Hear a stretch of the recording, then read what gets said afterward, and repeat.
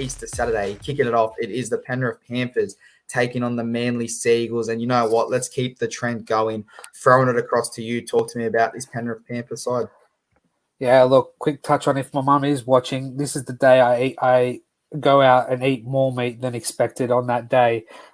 It's just a little running joke between me and my mum.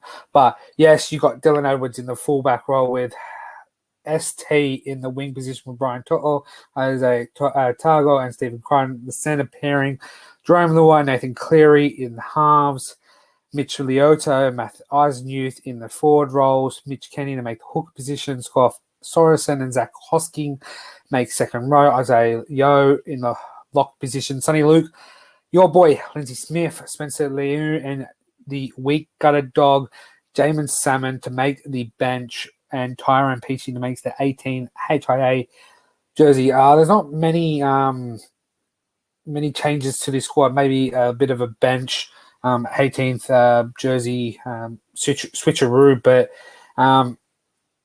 given last week halftime score 13-6, they go out and put on a 41 point deficit on the Canberra Raiders.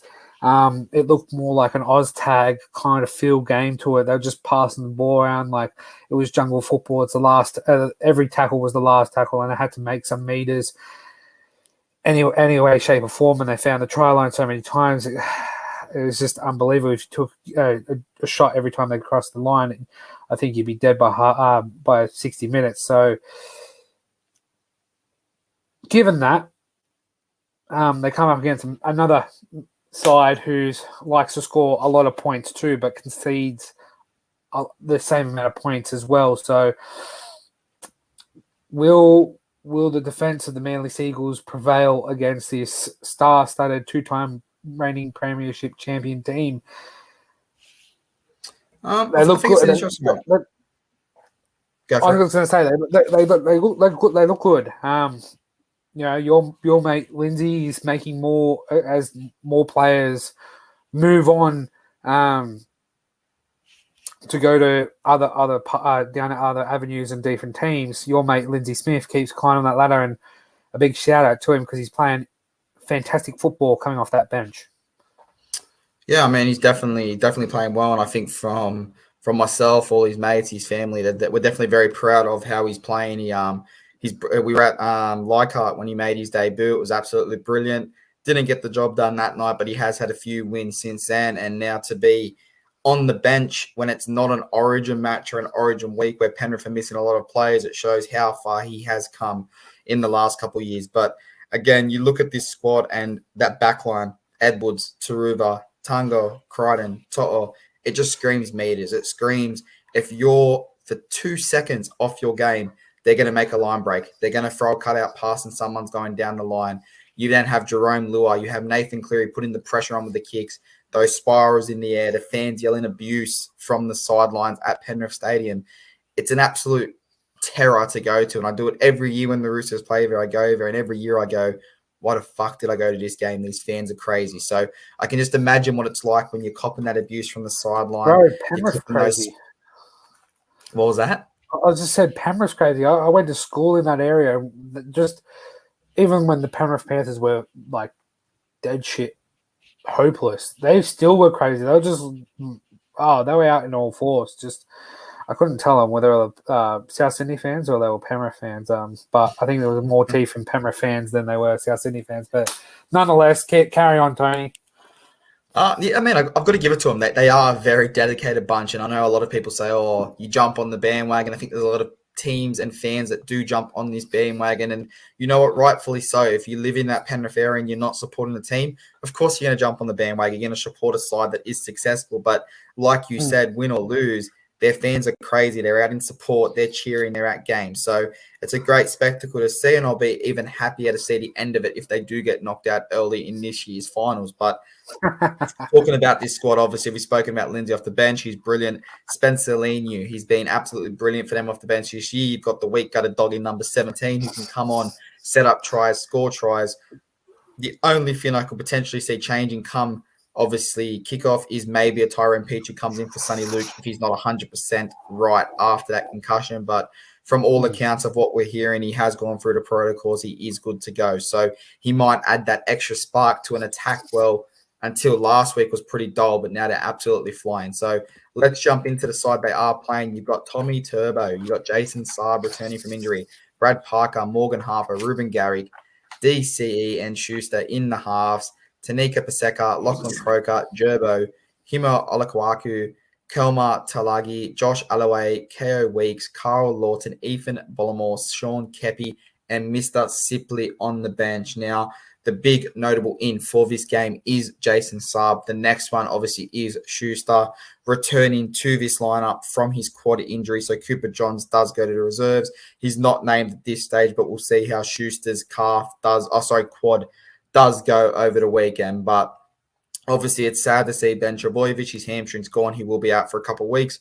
We do hope that he gets better, but Carl Lawton does come in, and I'm sure he will do a job. But Baxter, it's a good side on paper.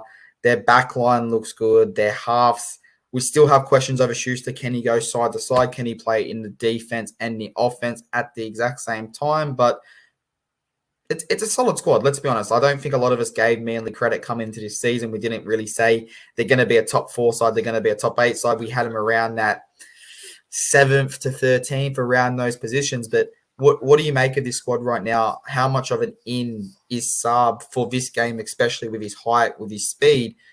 And I guess, how do you see this game going in the end? Yeah, I think he's a great addition, regardless of what team he goes into. I think his height, as you said, his height and stature just powers over any winger, especially if you're Brian Toll in height. He knows how to find the try line once or twice a game, so put him down for a possible double, maybe not this early, but maybe next week or the week after, once he gets his match fitness into him. Josh Schuster back into the sixth role. Yeah, they're paying him big money. Obviously they're going to play him, but sometimes it's better to put your bigger men in a different role. This is not jumping on the end of you-know-what on Cooper Johns, but again, I'll always defend Schuster. He's a great player when it comes to attacking wise, with his soft hands, passing the ball from inside out. I just think defensively, he's too used to playing a middle forward role when it comes to that. He's used to having other big blokes around him. But when I look at some of the blokes that have on his side, I think he's not confident in his goal line defense. And I think he's compared to a Cooper Johns, who has played in that position before at a Melbourne Storm, where the bar is set way higher in the standard of defense. I think he can do a better role with at 6, not judging on last week with the 32 points that they scored and conceded, but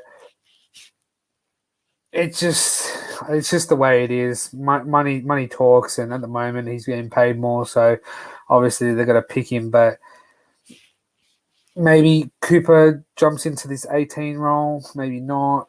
Don't know. Wait to see. But they say that Josh Schuster's back, but I don't think he will be. He's ready 100%. So again, we'll have to wait and see Saturday night. And your score prediction for this one, Baxter? Oh, I've already got this down as a Panthers 1-12. I'm writing down the team list here on the paper next to me, and I've got a Panthers 1-12. What about you, Tony? Here, I mean, I've got Panthers 13+, and let me explain to this before anyone jumps down my throat and goes, Manly's, they've had a few rough weeks. I look at the way Newcastle stretched his team from side to side. They opened up gaps. They found gaps in this defense, and you're putting the back-to-back premiers who probably hit their stride for the first time this year in last week's game.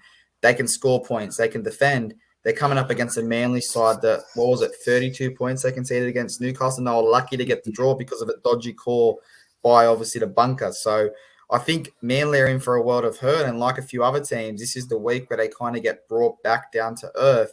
And I'm going to go 13+, and it's not going to surprise me. I might have egg on my face, but this wouldn't surprise me if it goes past 20. I reckon Panthers are really going to do a job on them. They're at home.